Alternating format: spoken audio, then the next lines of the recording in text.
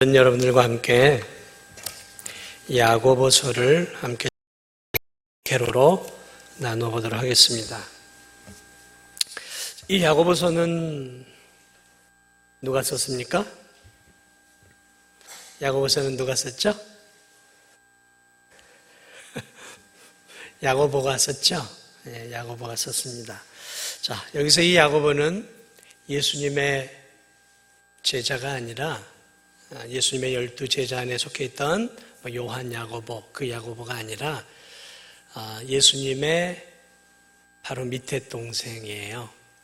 그래서 오늘 이 야고보는 예수님이 공생애를 하던 시절에는 자기 형이 미쳤다 생각했던 그러한 자였지만 예수 그리스도의 부활 때 아마도 예수님을 이제 자신의 육신의 형을 넘어서서 자신의 구주임을 믿게 되고, 이제 이 야고보가 예루살렘 교회에 베드로와 쌍벽을 이루는 큰 믿음의 영적 일꾼으로 성장하게 된 것을 보게 됩니다.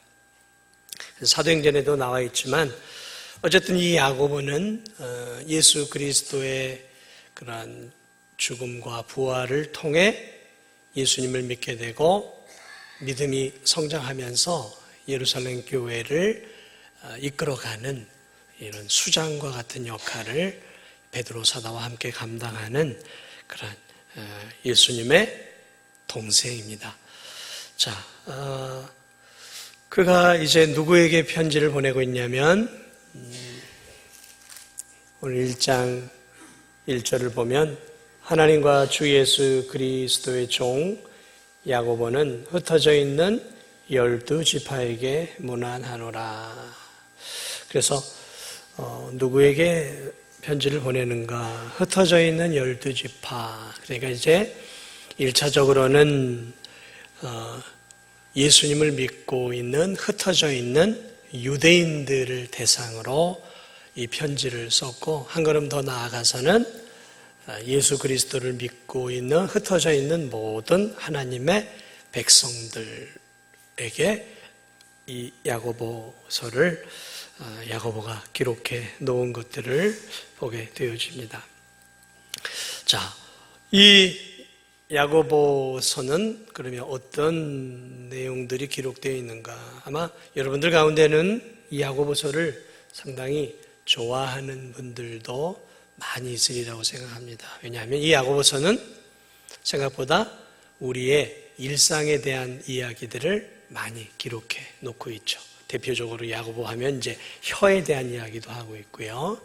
또 여러 가지 어떻게 살아야 할지, 공동체 안에서 어떻게 그리스도인답게 살아야 할지에 대한 실제적인 우리의 그 삶을 기록해 놓고 있어요.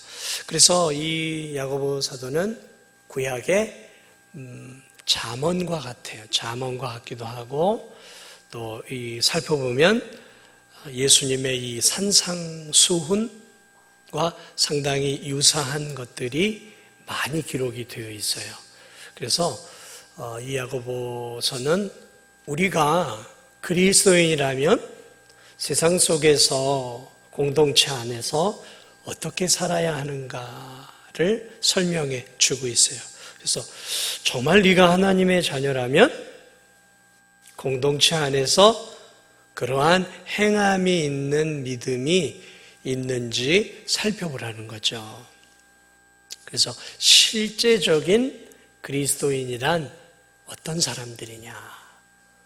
그래서 이 야고보 사도는 사실 충격을 주는 내용들이 많죠. 뭐냐면 행함이 없는 믿음은 죽은 믿음이다. 예수님을 믿으면 구원을 얻는다고 했는데 이 믿음 가지고도 안 된다는 것인가? 라는 의문이 나올 수 있어요. 왜요? 행함이 없는 믿음은 어떤 믿음이에요?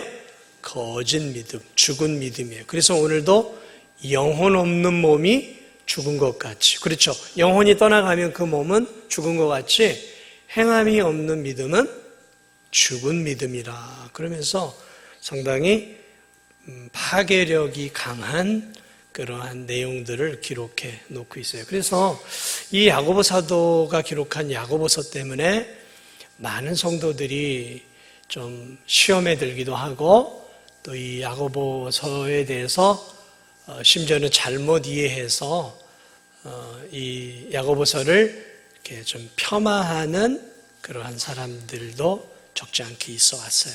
특별히 종교개혁의 선봉장이었던 이 마틴 루터 같은 위대한 하나님의 사람도 이 야고보서를 어떻게 폄하했냐면 이 야고보서는 지푸라기 같은 서신이다 라고 이야기를 했어요. 지푸라기 같은 서신. 이 위대한 하나님의 사람 루터는 어디에 꽂혔냐면 이 로마서에 꽂혔어요. 로마서에.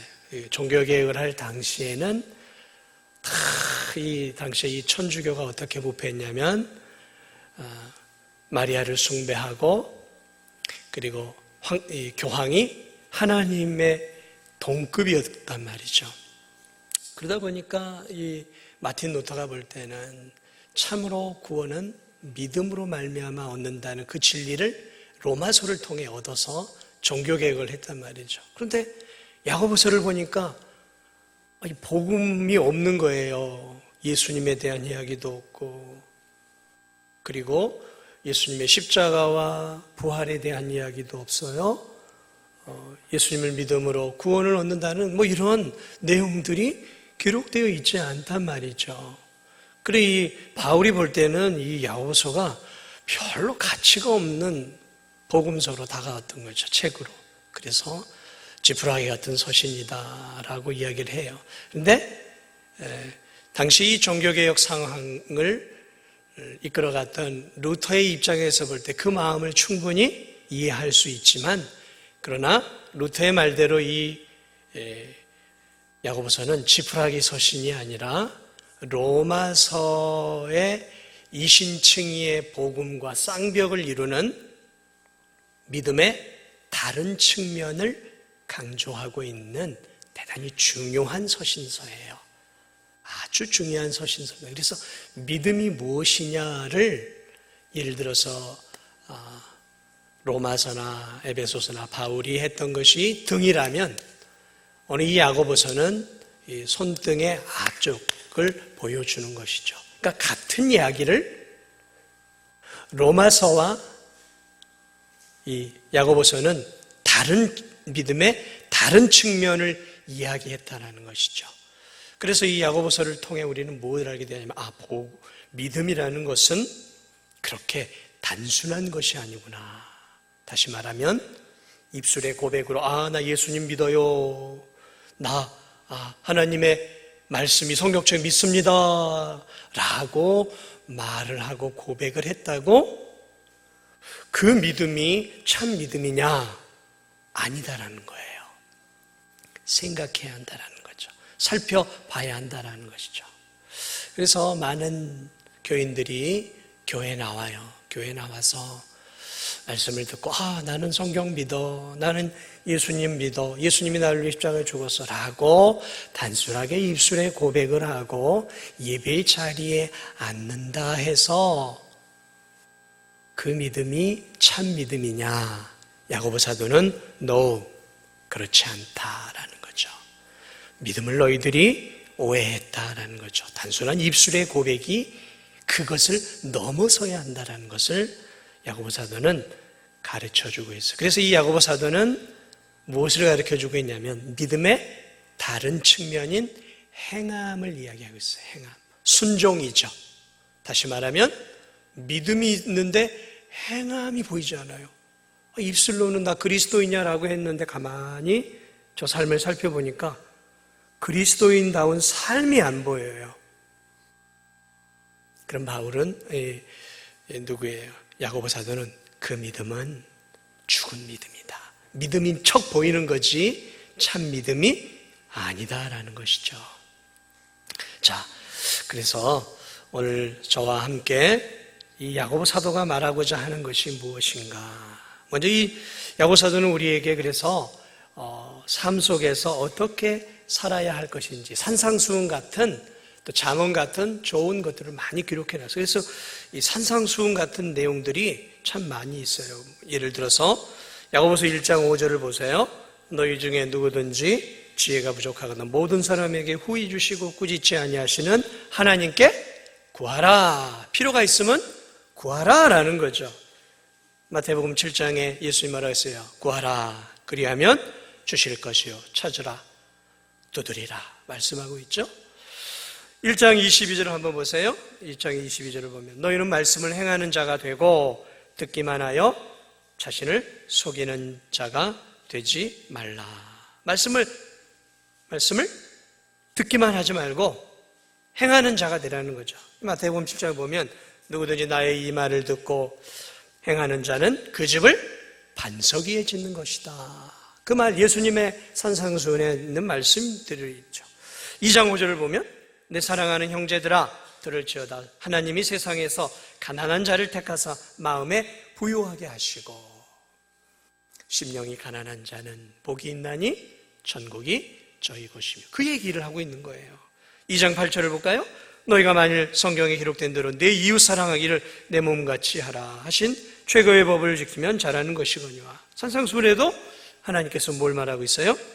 내 이웃을 내 몸과 같이 사랑하라. 이 산상수훈의 것들이 굉장히 많이 들어가 있어요. 2장 13절을 보세요. 긍휼을 행하지 아니하는 자에게는 긍휼 없는 심판이 있어요. 긍휼은 심판을 이기고 자랑하느니라. 긍휼을 가지라고 말하고 있어요. 긍휼히 여기는 자는 복이 있나니 그들이 긍휼히 여김을 받을 것이며 예수님이 말씀했단 말이죠. 그 얘기를 하고 있어요. 3장 12절에도 보면 형제들아 어찌 무화과 나무가 감람 열매를 포도나무가 무화과를 맺겠느냐 이와 같이 짠물이 단물을 내지 못하느니라. 마태복음 7장에 보면 그들의 열매로 그들을 알지니 가시나무에서 포도를 또는 엉겅퀴에서 무화과를 내겠느냐 그 열매를 통해 알 수 있다는 것이죠. 그래서 참된 성도는 열매를 통해 알 수 있다. 근데 여러분 지금 이 말하고 있는 내용들이 다 뭐냐면 행함을 통한 순종의 열매들이에요. 순종의 열매들. 그게 있어야 된다는 얘기예요. 4장 10절을 보세요. 주 앞에서 낮추라. 그리하면 주께서 너희를 낮추시리라. 주께서 너희를 주 앞에서 낮추라. 그리하면 주께서 너희를 높이시리라죠. 4장 10절에. 너희를 높이시리라. 마태복음 23장 10절을 보면 예수님이 누구든지 자기를 높이는 자는 낮아지고 누구든지 자기를 낮추는 자는 높아지리라. 다 말씀하신 내용들이에요. 4장 11, 12절에 보면 형제들아 서로 비방하지 말라라고 있어요. 마태복음 7장에도 너희가 비판을 받지 아니하려거든 서로 비판하지 말라. 4장 13, 14절에 보면 어느 한 젊은이가 저 멀리 가서 도시에 가서 1년 동안 장사할 것을 꿈꾸는 계획들이 나와요. 마태복음 6장에는 뭐라 예수님이 내일 일을 위하여 염려하지 말라. 내일 일은 내일이 염려할 것이요 한날의 괴로움은 그날의 족하니라. 오늘 여기 보세요. 5장 1절에 보면 들으라 부한 자들아 너희에게 임할 고생으로 말미암아 울고 통곡하라. 누가복음 6장에 보면 예수님이 화 있을진저 너희 부유한 자여 너희는 너희의 위로를 이미 받았다. 화 있을진저 너희 배부른 자여 너희는 주리리로다 말씀하고 있습니다. 5장 여기 12절을 보면 형제들아 무엇보다도 맹세하지 말지니 예수님도 나는 너에게 이르노니 도무지 맹세하지 말 하늘로도 하지 말고 땅으로도 하지 마라. 하늘은 하나님의 보좌고 땅은 하나님의 발등상이니 맹세하지 말라. 그 얘기를 야고보서에도 나오고 있어요. 그게 굉장히 실제적으로 그리스도인들이 어떤 열매를 삶 속에서 맺어야 하는지에 대해서 아주 예수님께서 하신 말씀들이 다시 새롭게 각색이 되어서 야고보서에 차곡차곡 지금 박혀 있어요. 그런데 이 차곡차곡 박혀 있는 이 삶 속에서 사람들과의 관계 속에서 드러나는 이러한 행함은 다시 말하면 뭐예요? 믿음의 열매라는 거예요. 이런 행함의 열매들이 반드시 있어야지 그것이 참된 믿음이지. 입술로는 내가 주님 믿습니다 100번을 해도 삶 속에서 열매가 도무지 보이지 않으면, 순종의 모습이 도무지 보이지 않으면 영혼 없는 몸이 죽은 것처럼 그 믿음은 죽은 믿음이라는 거죠. 믿음인 것처럼만 보이는 거지 진짜 믿음은 아니다라는 거예요. 아니다. 자, 이 야고보서의 핵심은 바로 그 한 부분을 가지고 지금 전체를 그렇게 이끌어가고 있는 거예요. 전체를. 어떤 믿음이요? 행함이 따르는 믿음. 그걸 가지고 지금 1장부터 쭉 이제 이렇게 나가고 있는 그런 것들을 바라보게 됩니다. 자, 그러므로 오늘 이 야고보서가 말하고 있는 내용들이 뭐냐? 하나님의 은혜로 구원을 받은 성도들이라면 반드시 선행과 순종의 삶을 통해 자신이 믿고 있는 믿음이 참되다라는 게 반드시 증명돼야 된다라는 거예요. 증명해내야 된다라는 거예요. 만약에 내가 예수님을 믿습니다라고 고백은 하는데 내 삶 속에서 예수님을 믿고 있는 증거나 증명을 하지 못하면 우리의 믿음은 어떤 믿음이에요? 죽은 믿음이라는 거죠. 그래서 이 야고보 사도는 굉장히 중요한 복음서예요.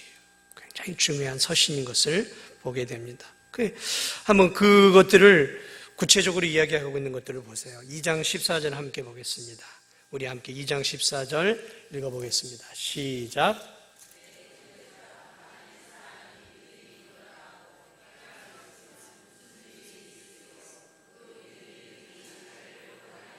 예, 나 믿음 있어, 나 예수님 믿어, 나 하나님 믿어, 말씀 믿어 했는데 행함이 없어요. 그러면 그 믿음은 너를 구원할 수 없다라는 거죠. 2장 17절 함께 읽어보겠습니다. 시작.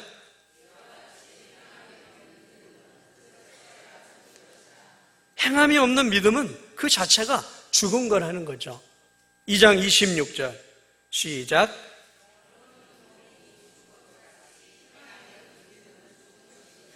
자, 계속해서 야고보 사도는 집요하게 무엇을 얘기하고 있어요? 행함이라는 삶의 열매가, 하나님의 말씀에 순종이라는 삶의 열매가 보이지 않으면 그 믿음은 껍데기 믿음이라는 것이죠. 믿음처럼은 보였는데 사실은 믿음이 아니었다라는 거예요. 그러니까 속지 말라라는 거예요. 속지 말라라는 거죠. 자기가 스스로 그렇게 속을 수 있다라는 거예요. 내가 믿음이 있어라고 살아왔는데 마지막 숨을 거두고 나니까 주님이 뭐라 그래요? 천국문 앞에서 나는 너를 모른다라는 거죠. 예수님 말씀이에요. 그러니까 이런 일들이 일어난다라는 거예요. 나는 이 땅에서 열심히 신앙생활을 한다고 했어요. 예수님 믿는다고 믿었어요. 그런데 죽어서 하나님 앞에, 주님 앞에, 천국문 앞에서, 천성문 앞에 딱 섰는데 주님이 나는 너하고 상관이 없다라고 말할 수 있다라는 거죠. 그게 뭐예요? 행함이 없는 믿음. 자기가 속고 살아왔어요. 자기가 믿음이 있다라고 착각하고 살아왔던 거죠. 그러면 한번 생각해 보세요. 생각만 해도 끔찍하죠. 철로역정에도 그 마지막 부분에 무지라고 하는 자가 나와요. 그래, 나는 천국 갈 수 있어. 예수 믿으니까 다 해서 죽을 때도 편안하게 죽었어요. 그런데 천성문 앞에 섰는데 없어요. 뭐가 없냐니까 두루마리가 없네요. 그게 뭐냐면 하나님의 말씀에 대한, 예수님에 대한 분명한 믿음이 없었던 거예요. 사실은 거짓 믿음을 갖고 있었던 거예요. 기가 막히죠. 나는 한평생 신자라고 생각하고 이 교회 안에서, 이 교회라는 테두리 안에서 그래도 살아왔고 세상 사람처럼 살지 않았고 그래도 술도 안 먹고 나쁜 짓도 별로 안 하고 그냥 그래도 교회 안에서 나는 살아왔는데 마지막 순간에 하나님이 난 너 몰라. 그래서 여러분 생각만 해봐도 끔찍한 일이죠. 그 전로육정의 그 마지막 부분은 그 예수님의 그 마지막 말과 같은 의미가 있는 거예요. 나는 너를 모른다. 너하고 나는 별개잖아. 영적으로 하나 아니잖아. 너하고 나는 따로따로 살아왔잖아. 그 이야기를 하고 있는 거예요. 예수님 말씀이 예수님 말씀. 그러니까 이 예수님의 말씀을 야고보 사도가 다시 풀어놓고 있는 거예요. 야고보 사도가 그 말을 지금 풀어놓고 있단 말이죠. 그리고 2장 18절 한번 보세요. 2장 18절 시작.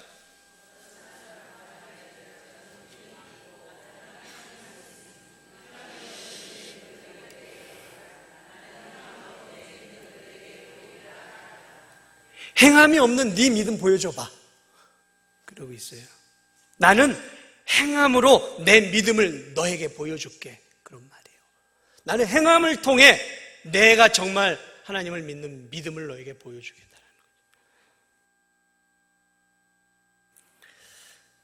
거예요. 2장 19절 20절 보세요. 아주 놀라운 말이 있어요. 2장 19, 20절 읽어보겠습니다. 시작.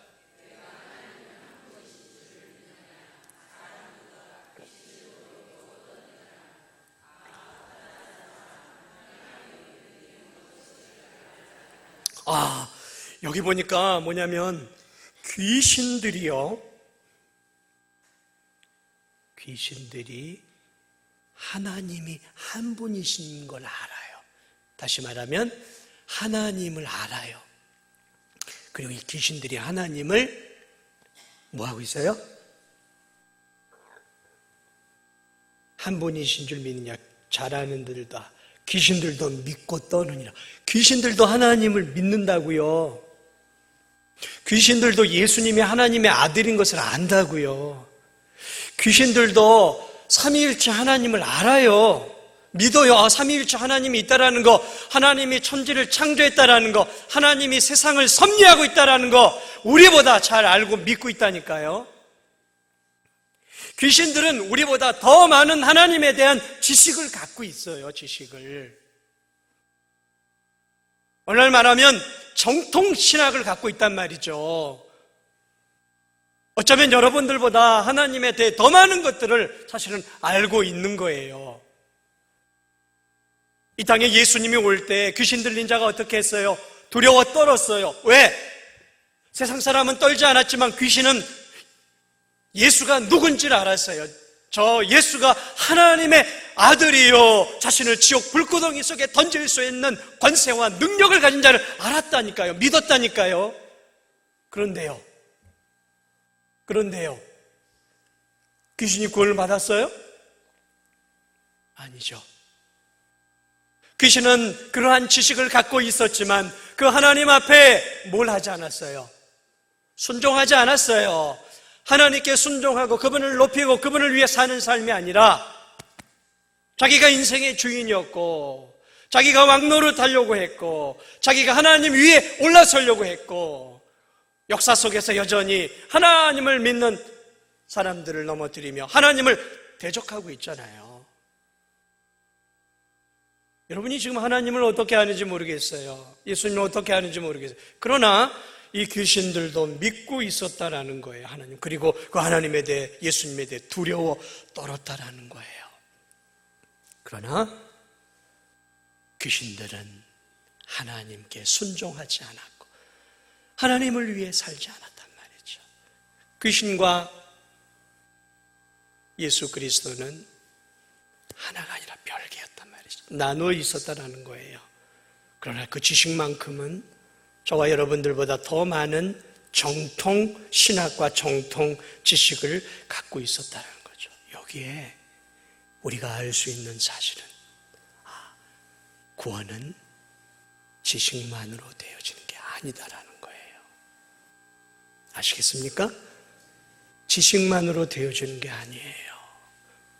구원은, 참 믿음은 지식과 입술의 고백만으로 되어지는 것도 아니에요. 지식도 있어야 하고 입술의 고백도 있어야 하지만 정말 중요한 것은 그분과 내가 하나가 되어 참 믿음을 가진 사람은 삶 속에서 뭐가 보여져야 돼요? 주님과 하나 된 삶. 그분과 하나가 되어 있는 삶의 증거들이 보여질 때, 저 믿음이 참 믿음이구나 라는 것을 알 수 있다는 거죠. 거기까지 가야 되는 거예요. 근데 우린 자꾸 속죠. 입술로 고백하고 지식으로 인정하고 입술로 고백했으니까 내가 하나님을 믿었다. 아니다. 착각하지 말아라. 정말 믿었다면 어디 네 삶을 보자. 네 삶 속에 예수님을 따라가는 순종의 그러한 믿음의 증거들이 있는가. 어디 네 삶을 한번 보자라는 거죠. 없잖아. 네 삶이 입술에 고백만 있잖아. 그 이야기를 하고 있는 것이죠. 그래서 예수님도 뭐라 그랬어요? 나더러 주여 주여 한다고 천국 가는 것이 아니라 내 아버지의 뜻대로 행해야 하는 자다. 예수님 말씀이죠. 나더러 주여 주여 한다고 천국 가는 거 아니다라는 거죠.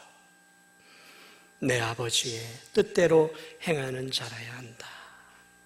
입술의 고백에 맞는 신앙적인 삶과 열매가 있어야 된다는 거죠. 그러면서 그 두 가지 중요한 사람을, 참 믿음을 가진 두 사람을 언급을 해요. 2장 21절부터 24절 보세요. 이제 참 믿음이 어떤 아브라함, 믿음의 조상을 언급을 하고 있어요. 21절부터 우리 24절까지 한번 읽어보겠습니다. 시작.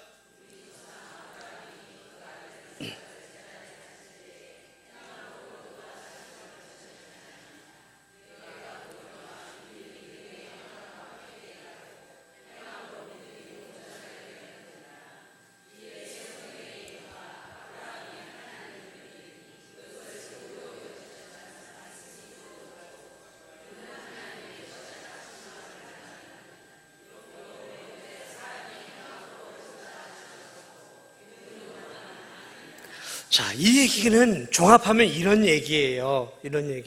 아브라함이 참 믿음을 갖고 있는 것이 어디에, 어떤 사건을 통해 증명이 되었냐면, 하나님이 네 자식 내게 번제로 바치라 그랬어요.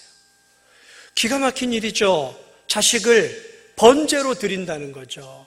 하나님이 이 자식을 통해서, 그리고 오랜 세월 동안 네 후손을 통해서 내가 너의 가문을 하늘의 별과 같이 바닷가의 모래와 같이 주겠다고 약속했는데, 아니 겨우 100세 낳은 이 아들을 죽이라고 하면, 아니 하나님 지금 뭐 하시는 거예요?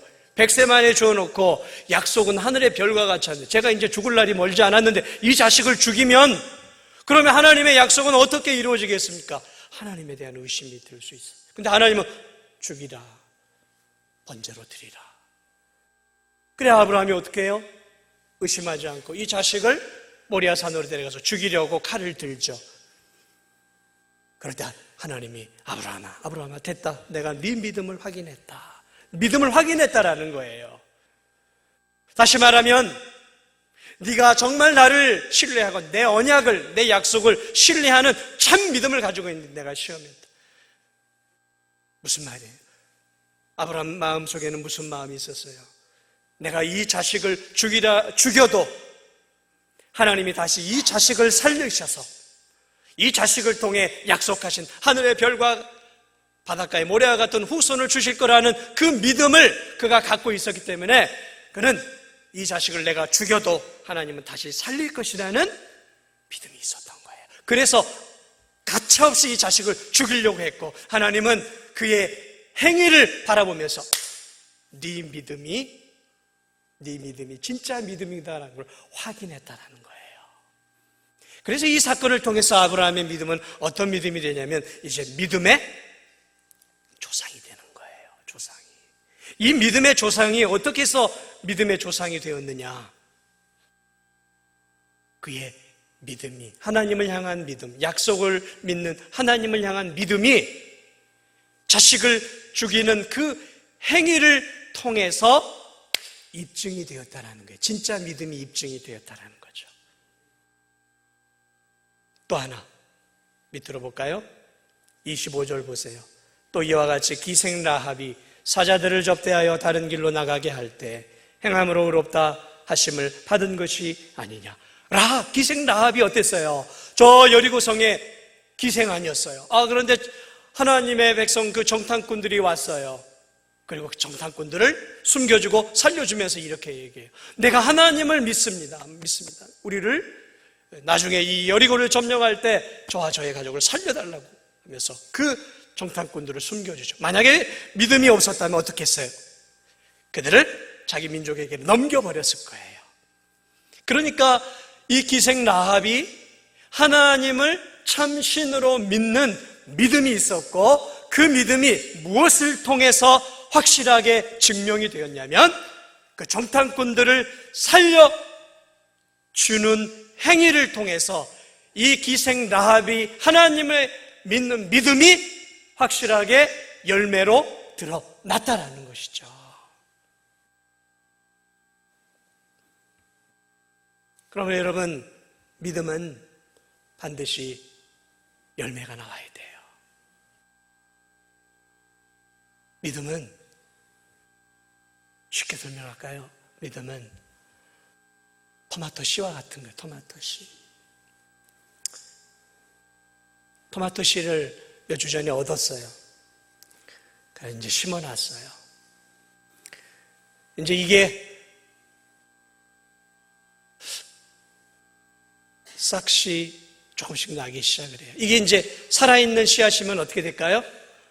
제가 토마토 열매를 먹을 수 있을까요? 없을까요? 있을 거예요. 살아있는 씨앗. 전 죽은 씨앗인지 살아있는 씨앗인지 몰라요. 얻은 거니까, 받은 거니까. 그 씨는 틀림이 없는 씨였어요. 토마토 씨라고 준 거니까. 그런데 이 씨가 죽은 씨앗이 아니라 살아있는 씨앗이라면 반드시 열매를 맺을 거예요. 전 살아있는 씨앗이라고 믿고 기다리고 있어요. 근데 뭐가 올라오더라고요. 조금씩 올라와요. 조그맣게 올라와요. 이게 살아있구나. 근데 만약 이 씨앗이 죽었으면 올라올까요? 안 올라올까요? 안 올라와요. 토마토 열매 제가 먹을 수 없어요.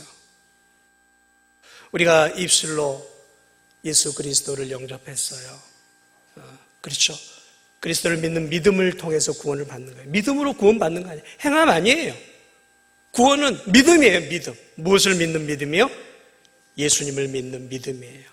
그래서 로마서나 에베소서는 행함이 아니다. 율법을 통해 할 일을 통해가 아니라 예수님이 이루신 일을 믿음으로 구원을 받는. 맞아요. 믿음이에요. 행함 아니에요. 믿음으로 구원을 받는 거예요. 로마서. 믿음이에요. 그래서 예수 그리스도를 내 구주, 내 하나님으로 영접했단 말이죠. 진짜로 영접을 했다면 내 안에서 뭐가 나오기 시작할까요? 내 삶 속에서 진짜로 영접을 하고 진짜로 예수님과 내가 하나가 되었다면 내 삶 속에서 뭐가 나와야 돼요? 예수님이라는 열매가 나와야 되는 거예요.